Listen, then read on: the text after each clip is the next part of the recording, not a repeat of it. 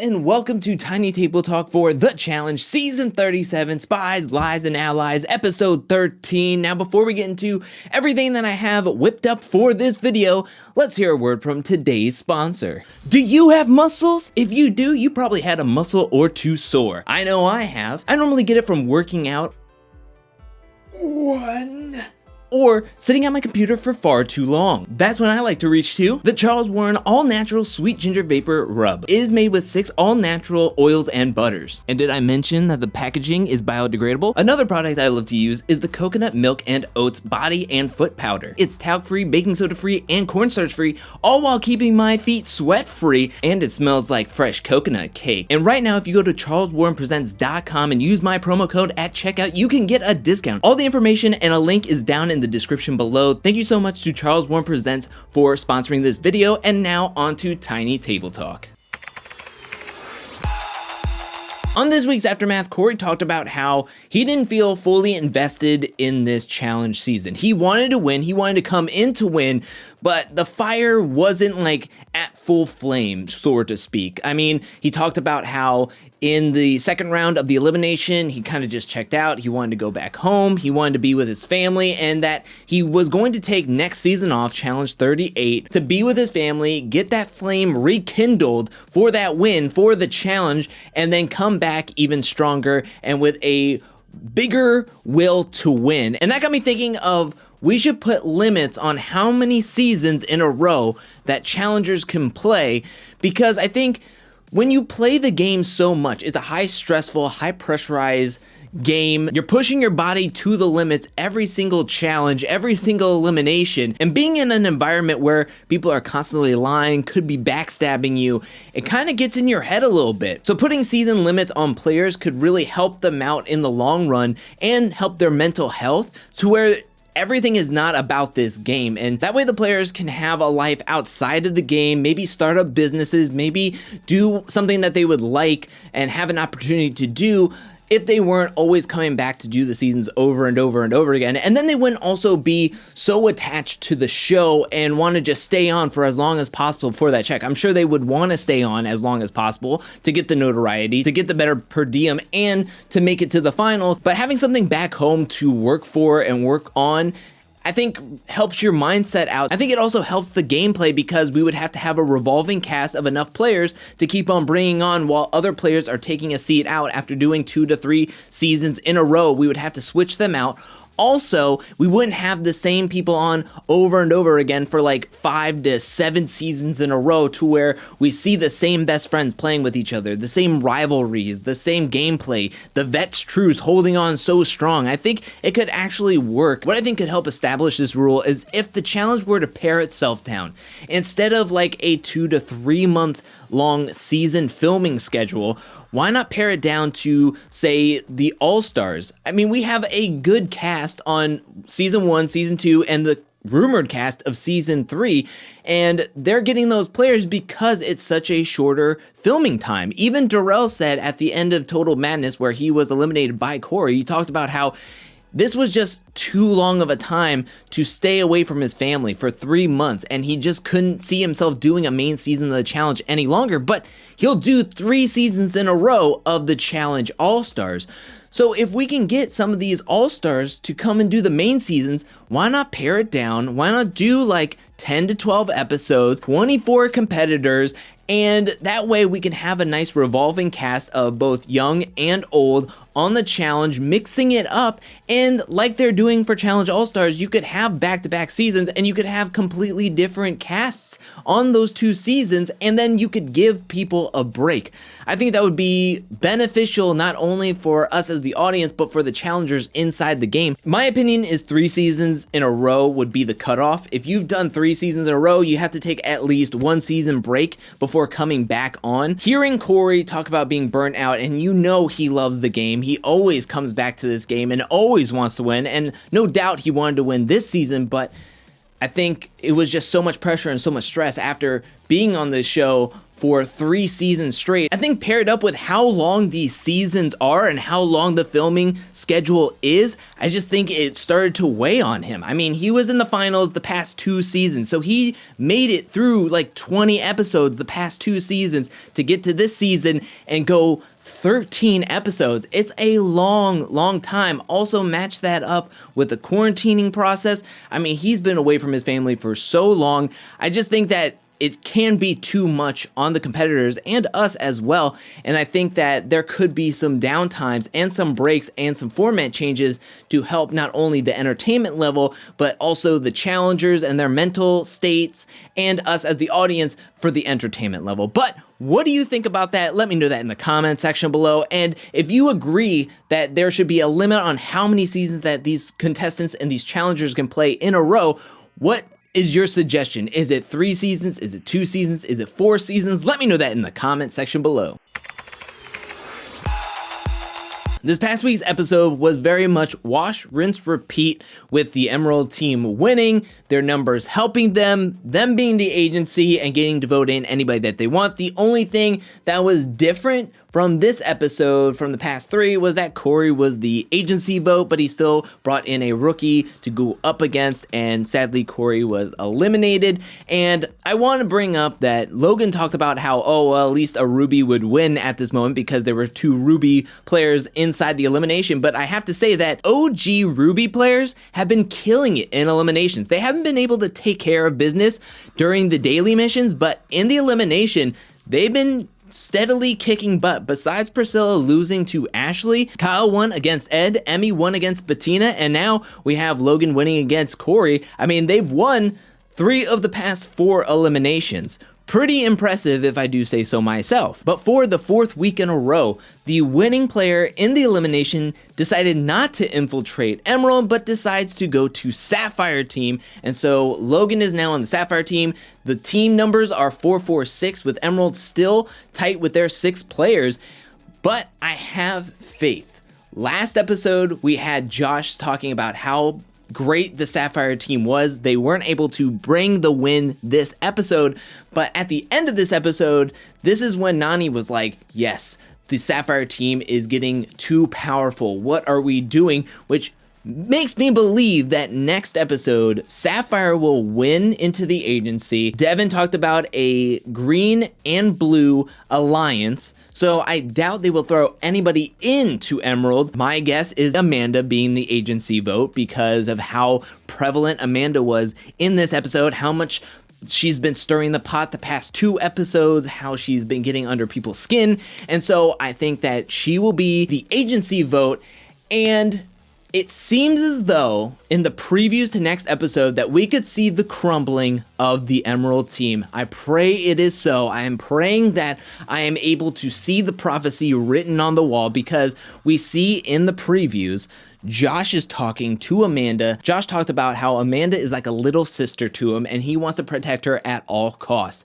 And I think he wants to protect her in the way of bringing her to the Emerald team. This is interesting because in the aftermath, Devin talked about how he wanted to keep the anchors on the other 2 teams, and who he deemed were anchors were Big T and Amanda. However, Josh seems to be having difference of opinions about that strategy. Personally, I think he is getting a big ego and a big head from winning all these missions in a row, that I believe he thinks that the Emerald team is untouchable and he wants to do whatever he wants to do, and he's shifting his weight around in the Emerald team. If what Devin is saying is that he saved Logan twice, that means Josh has a lot more of power going forward in his social game. And then he's talking to Amanda about possibly joining the Emerald team and swapping out with Tori. That is a bold strategy, and one that I don't think Devin would be okay with. And I don't know how many people would be okay with it, but if Josh is pushing these votes the way he wants to, he has a lot more say on the Emerald team being able to shift around the power the way he wants to. And could we see Amanda swapping into the Emerald team and just completely disrupting that team, despite whether she wants to win or not, or if she's throwing it on purpose, or if she's just playing the game? Do we think that just her infiltrating within the 6 could just be enough to disrupt that core, because I feel like Devin and Amanda could be smashing heads with each other and there could be some friction going on between them to where it would cause an implosion that I would love to see happen. Oh my goodness, the only thing that I could think that would make me so happy is if there was an implosion on the Emerald team, and just knowing that Josh was at the ground level for this, that he is pushing for this infiltration to just completely unearth the Emerald team. Oh, my mouth is salivating just thinking about it. But that is what I'm thinking, that is what I'm seeing, that is what I'm trying to put out into the universe. That's what I want to see happen. But what do you think is going to happen? Do you think that will happen? And do you want to see that happen? Let me know that in the comment section below.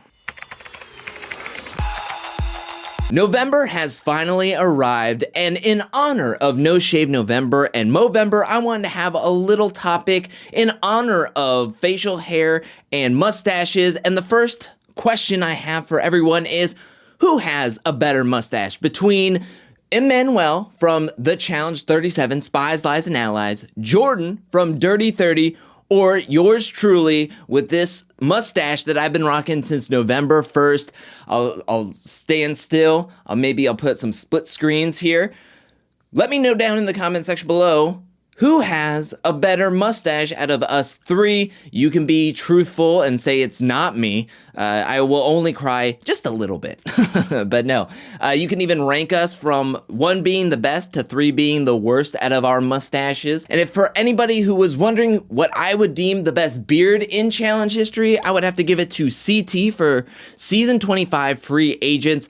That thing was luscious, that thing was thick, that thing was fierce.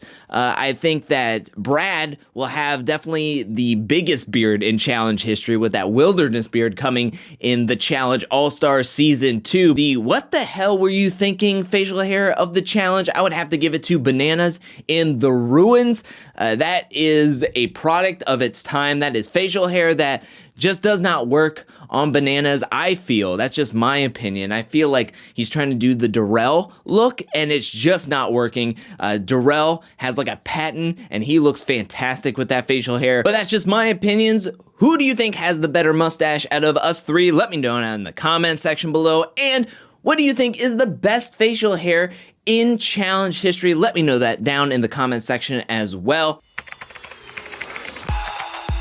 Now let's read some comments from my Thursday's review and recap, and the first comment comes from either Lies B or Elise B, who says, "Hello Freddie Mercury, nice mustache." I take that as a ginormous compliment, and I also have to say, "Ayo." The next comment comes from Angela, who says, "I don't know why after they announced the winner of the daily challenge, they don't show all the times of the teams. You talked about the lack of transparency, and that specifically don't help for us to trust the show and watch comfortably." I totally agree, because the thing is like, I was shocked that we got times, which I was happy that we got some form of time during this challenge. But like you mentioned, why, if you give us some of the times, why didn't you give us the full times at the end? Give us a little like rundown of how the teams did. It kind of doesn't make sense at that point why you would give us times at all, but not give us the final times. Dizzle comes in with a comment saying, 37 seasons in and they still haven't learned. If you have a chance to get CT out of the game, take it.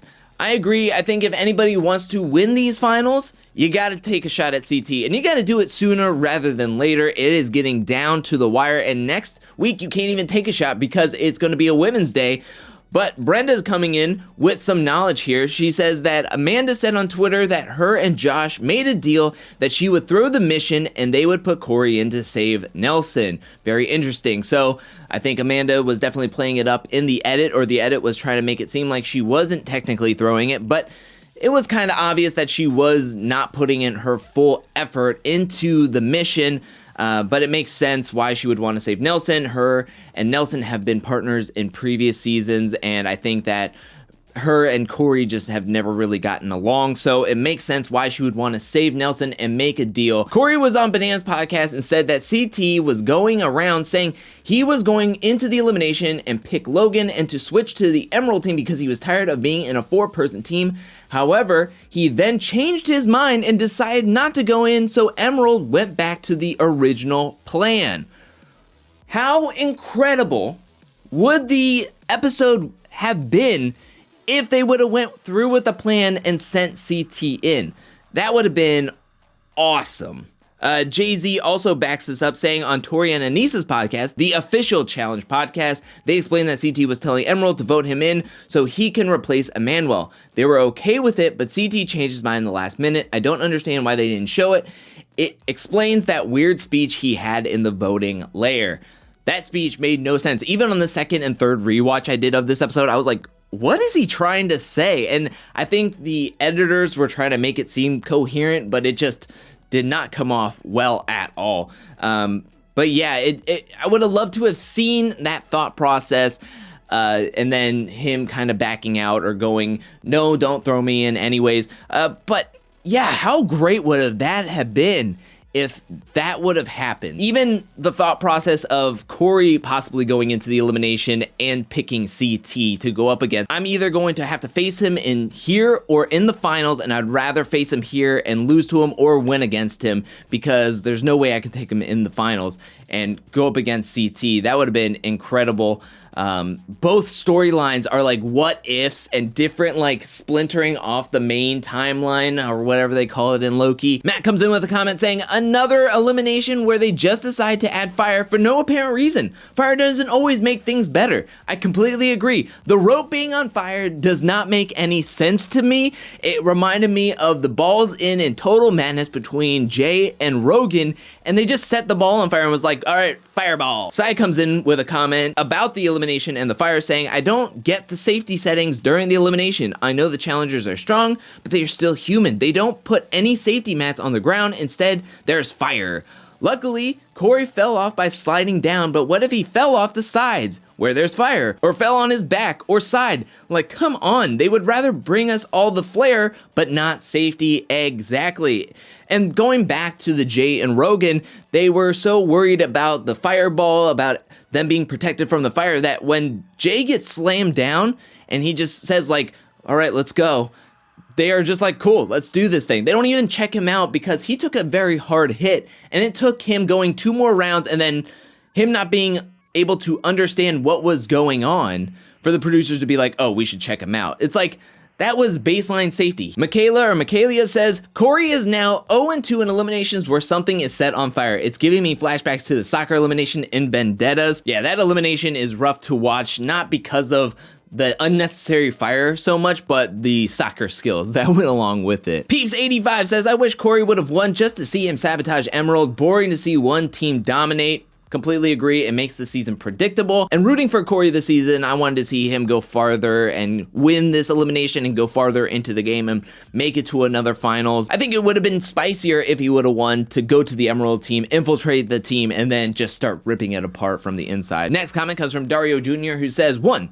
I don't know why Logan didn't infiltrate Emerald. Was a deal made? I'm sure it was. Maybe he talked to Josh and Josh was like, don't infiltrate us, go to Sapphire. And 2, what was the hate for Corey from the vets this season? Corey is such a nice guy. He'll work with them his next season when he returns. I don't know. I don't even have a real good response to this because I just don't understand all the hate for Corey. It's not like this was his first season or even his second season. This is his 9th season. He has friends in this game, but they were all just hanging him out to dry at the end of the day. Brian comes in with a comment saying, the Aftermath is so much better than the main show. I find that when I'm watching each episode, I'm just waiting for it to be over so I can watch the Aftermath and this reaction show, of course. Thank you so much, Brian. But I totally agree. I think the last 2 episodes of the Aftermath have been incredible. I loved Darrell coming in with the Spies last Aftermath, and then this Aftermath having Corey and Logan and even Josh on the panel to give us more of an inside look of where their heads were at, their implemental players in this episode, and getting more of the backstory and everything,